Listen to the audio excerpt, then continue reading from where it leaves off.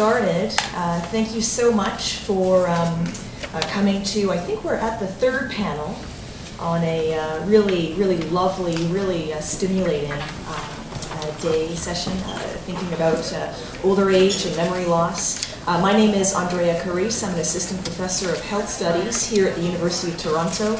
I also have a graduate appointment in the English department, so thinking about aging from a range of perspectives is something I feel has been a very productive approach to my interests in memory and so on. So our next panel is going to be two papers by Professors Sally Chivers and Marlene Goldman. I'll introduce them separately, so Sally will go first, followed by Marlene. Sally Chivers is Professor of English Literature at Trent University. She is the author of From Old Woman to Older Women, Contemporary Culture and Women's Narratives, and the Silvering Screen, Old Age and Disability in Cinema. She's also the co-editor of The Problem Body, Projecting Disability on Film, and she's currently researching the interplay between aging and disability in the public sphere, which is an astonishingly neglected and therefore really just essential point of research and interest, and we're very lucky to have Sally Chivers to talk to us today. Thanks. Thanks very much, Andrea, and thank you to the people who've organized this fantastic event. I've been really enjoying sitting and listening, and part of me wishes that that's what I got to continue to do.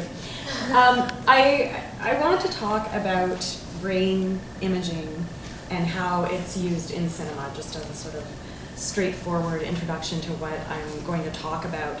I wish I had actually a slide from that fabulous movie we just saw with Betsy's image of her brain from, I can't remember which stage of her art production it was from, but it would be a wonderful illustration and kind of counterpoint to what I'm about to talk about, which is more photographic forms of imaging.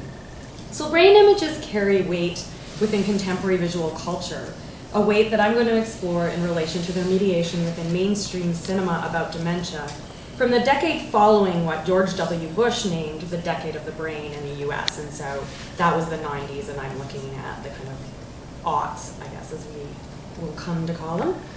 My epigraph here comes from a short article by psychologist Anne Beaulieu that challenges the view that brain imaging reduces individuals to their brain function.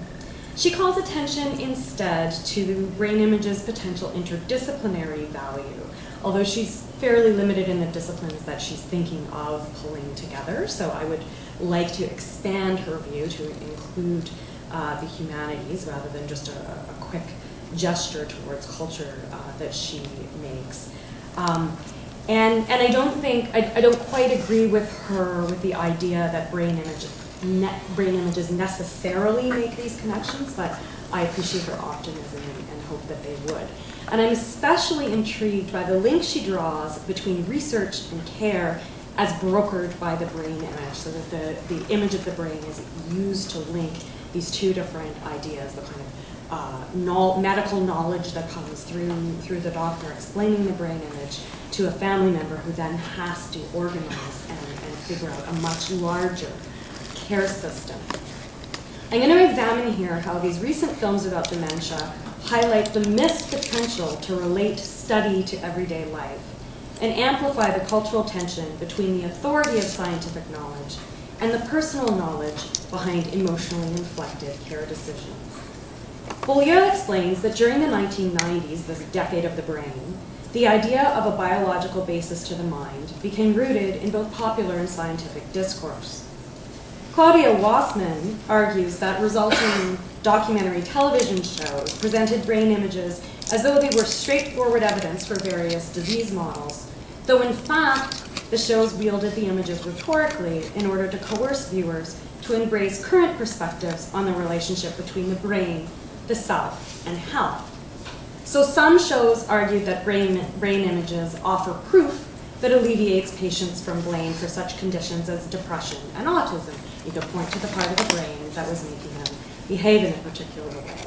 However, subsequent shows argued instead that brain images demonstrate a high degree of plasticity, so a kind of a new model that was emerging that suggests that patients ought to take responsibility and reshape their cognitive functions. So the biological basis of the mind, the supposedly static idea, symbolized by the brain, is shown through that progression to be mired in cultural understandings of health and self. Recent films about dementia typically feature brain scanning in scenes in which condescending doctor characters, and they're usually even wearing a white coat so that you can't mistake their role and authority, they explain their results and the apparent significance of the scan results to befuddled family members. In these films, doctor characters show the brain images, often without the patient even in the room, to point out the hopelessness of the situation due to this apparent biological proof, and often to coerce family members to move their loved one into institutional care in order to free themselves to go back to their relatively productive lives with their own plaque and tangle-free yet plastic brains. In short, the images are used in a decidedly reductive manner. Laurier argues to accuse brain mapping of reductionism is to miss the ways in which it powerfully redefines concepts like behavior, nurture, culture, and environment. The relational role of the map is therefore to link context, mind, and brain. She continues, this is one of the ways in which the impact of maps is best analyzed as productive of new relations rather than condemned as reductionist.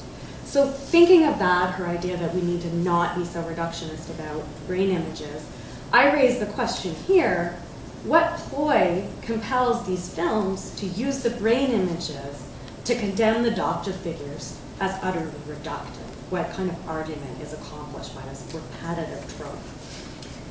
These films often show the character suspected to have dementia entering a giant machine to be scanned. Now, I recently actually had a brain MRI myself and came to a new realization about watching these movies. Because anyone who's been asked to lie still in an MRI machine for 20 minutes while bright lights flash and loud noises proliferate can attest to it being at best similar to a nightclub, which is what I was just trying to remind myself in order to stay calm. And at worst, quite alarming. And so the idea that these characters who've already been shown within the films not to be able to remember things for very long, they're having serious memory problems at the time that they're going in for testing. They've already gone through verbal testing, and now there has to be this moment of proof in the plot. So the idea that they can remember to lie still and manage not to panic requires a substantial suspension of disbelief. So in thinking about that, I want to suggest that the apparent ability of these characters to do so in these films emphasizes the way they're engulfed in these moments by this huge machine of science. As they disappear into the machine, they are also largely lost to the human world, and within the films they often slowly are taken out of the frame, and the focus goes more to the caregiver figure. So this is an example from Iris, a 2001 film from the UK, kind of a US co-production. And in this, you'll notice the filming of her scan is interspersed with images of her from her youth swimming, and then the cross-section images of the brain that are coming are kind of superimposed on her. So there's this exaggeration of the current self and what is lost in this moment when she is being diagnosed. Iris, are you comfortable? I'm going to start the scan now. Just keep nice and still. Try to relax. It'll take about 15 minutes.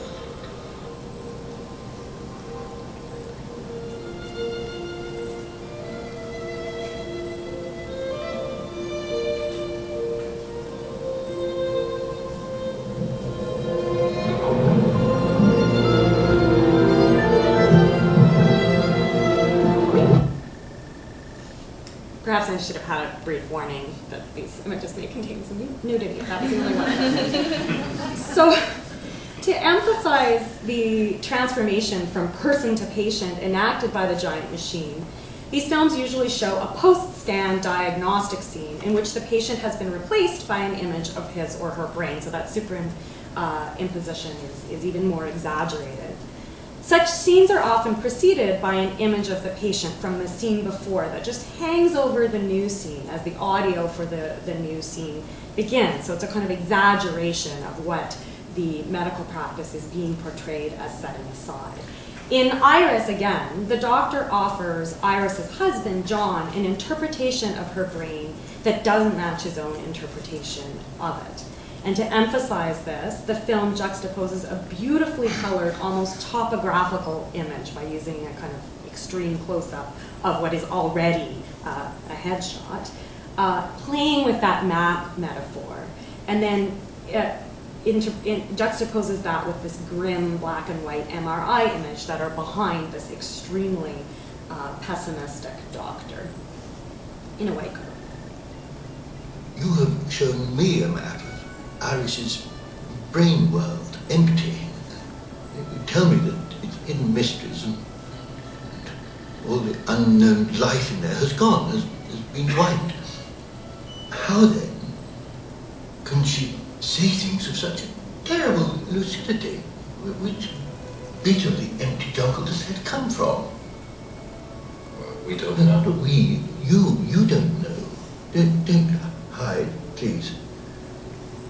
Is it not remotely possible that what Iris says is of some consequence, yes? Yes, perhaps. So perhaps we ought to learn her language before the lights go out, what? The lights will go out. Yes, of course they will. You all keep telling us that. I know that. She may even know that herself. Just watching that again, I see how he plays with the me-us moment, like just trying to bring Iris back into the frame as the doctor's sort of shown to be pushing her aside. In the 2007 film, US film, The Savages, which is more about Parkinson as a form of dementia, the scene where the doctor is explaining the brain scan images to Leonard's children is used as an opportunity to educate both the offspring, but also the audience, about the differences between Alzheimer's and Parkinson's. Vascular dementia or multi-infarct usually follow one or more strokes, but I'm not seeing any sign of a stroke here. But the disinhibition, the aggression, masked faces with a blank stare that we had talked about earlier are all fairly good indicators. Is it like Alzheimer's? Well, there are a lot of illnesses that can cause dementia. I'm not prepared to make a diagnosis yet, but I think his symptoms are much more characteristic of Parkinson's disease. So what do we have to look forward to? Well, he's not a young man, so cardiac or respiratory failure may spare him from the worst of it, but tremors, when the limb is at rest, a shuffling walk, freezing up, unable to initiate movement, or more loss of motor coordination in general. So playing with the sound where the background buzz comes up and the doctor's voice is fading out, it's almost like that like Charlie Brown adult voice, like mom, mom, is what the doctor has put into. And it emphasizes the insignificance of the doctor's actual role in the plot of the film, in the lives of the offspring. They're blocking out what he's actually saying. In a 2001 Swedish film, Song for Martin, and I'm quite certain that the subtitles are going to be cut off the bottom, so I will give you the dialogue after I show you the clip, but you can watch the visual, and maybe someone Swedish is better than my reading of the subtitle. The doctor also is discussing Martin's prognosis. He has been diagnosed with Alzheimer's prior to this. In his absence, backed up by some very, I think, coercive interpretations of his brain images and what they mean for his fairly new wife, Barbara's own life and career. Här ser vi herr Fischers blodflödesmätning som visar tydliga flödesstörningar jämfört med en frisk hjärnas. Det är svår atrofi över hela hjärnbarken, här på pannloberna, och även det innersta utav tinningsloben har skroppnat. Jag är rädd att hans tillstånd aldrig kommer förbättras. Tvärtom så tror jag det är bäst att inrikta sig på motsatsen. Och om jag vill ta hem honom? Det klarar ni aldrig. Hembesök, ja. Men ni kan inte ha någon boende hemma längre. Den arbetsbördan är alldeles för tung. Jag tror att det är bäst om ni försöker se det på det viset att herr Fischer inte längre är er man. Inte den man som ni har varit gift med.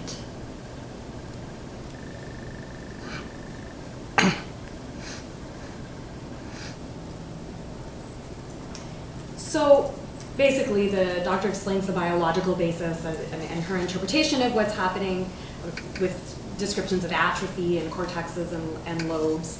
And then explains to Barbara his condition's not likely to improve. In fact, you'd be as well to prepare for the opposite. And Barbara asks, and if I would want to take him home? And the doctor says, you'd never be able to cope. For visits, certainly, but you can't have him at home now. It would be too much for you. It would be best for you to accept that he's no longer your husband, not the man you married. So it's quite an overstepping of what that diagnostic moment may need to entail or usually entail. So it's most obvious, I think, in this last example, but in each of the larger narratives, there is a way that the doctor's interpretation of the brain images pressures family members to move the character with dementia into nursing home care. And in the Iris example, it's the lights will go out, that metaphor that's being pressured, and in Savages, it's just kind of overwhelming with information that they can't possibly quite understand or be even in a position to comprehend in that extremely brief moment. So in these films, the images of brain scans cunningly justify thinking of aging with dementia as a diminishment of the self by taking the character with dementia out of the frame.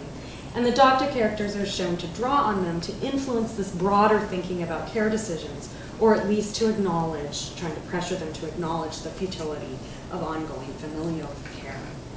So working against this backdrop and the kind of context behind this backdrop, Sarah Polley's 2006 Away From Her, a Canadian film, plays with the convention of focusing on the brain and presents a character, Fiona, who makes the decision to move into institutional care for herself. So she decides that upon her own diagnosis of early onset Alzheimer's. The only image of the brain is not a visual image, but we still, in literary studies, call these images when they're kind of intense descriptions. So it occurs through a textual description with Grant, her husband, narrating in a similar voiceover to what was used earlier in the film for her to read Michael Ondaatje's poem, The Cinnamon Peeler, to Fiona before she moves herself into Meadow Lake Retirement Residence. And he's still trying to reconcile himself at this moment with that decision. So putting those two together renders the medical language poetic in this, at least that's my interpretation, underscored by an eloquent use of film language to explore the landscape of their home. So you get this kind of domestic and pastoral imagery with it as well. And he does that in relation to a description of what must be happening, what he is learning must be happening to Fiona's brain, though she's not in the frame. And in fact, in this case, he's not even talking about her brain per se. Throughout much of the thinking brain, gooey plaques now crowd neurons from outside the cell membranes, and nutty tangles angle microtubule transports from inside the cells.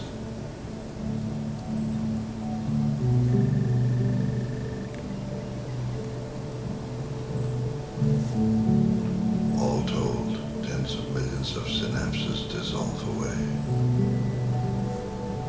because the structures and substructures of the brain are so highly specialized. The precise location of the neuronal loss determines what specific abilities will become impaired.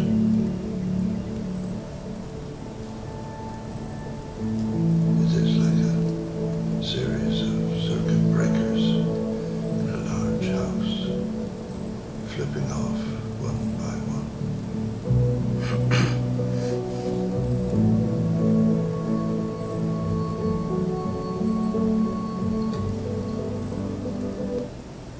So poetic but not necessarily a great poem, because that last part is just a little bit too obvious, a little bit too much like the iris lights going out metaphor.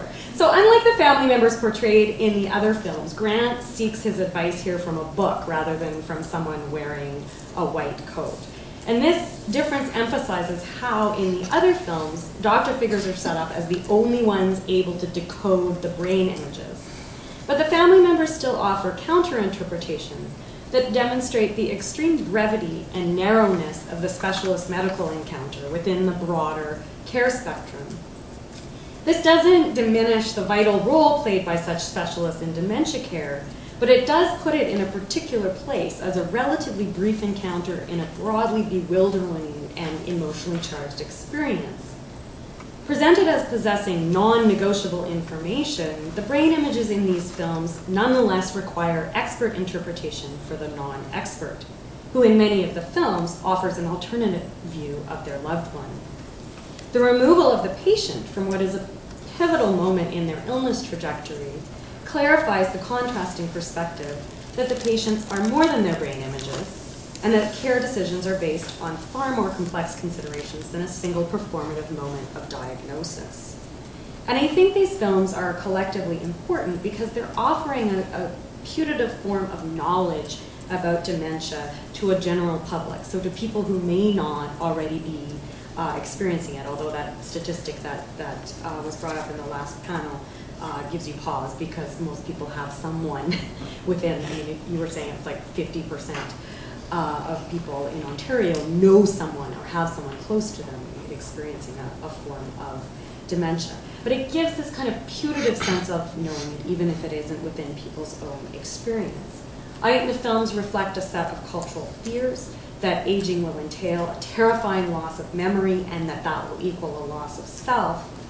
But they're also risking helping to create those fears by reinforcing the troubling idea that we are our brains, that we can take pictures of those brains to know more about ourselves, that can even stand in for ourselves, and also this unhelpful view that we must learn to outwit the doctors rather than learn how to work better with a whole complex of care.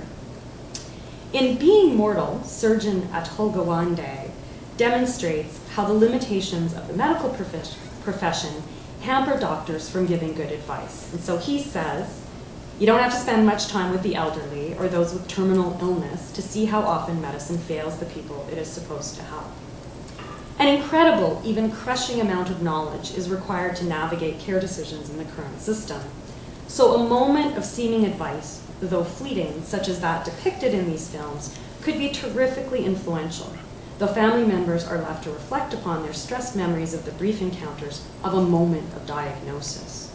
And for me, that's what the brain images in these films best demonstrate: a popular understanding of the role of the specialist in the broader life of the patient as simultaneously minuscule and all-powerful. So to go back to that epigraph from the beginning, the mapping of the brain may well be productive, but only if the maps are treated as the fallible text that they are, a terrain on which to explore the personal and political implications of dementia, and not just a justification through illustrated deficit of one care path. Thank you.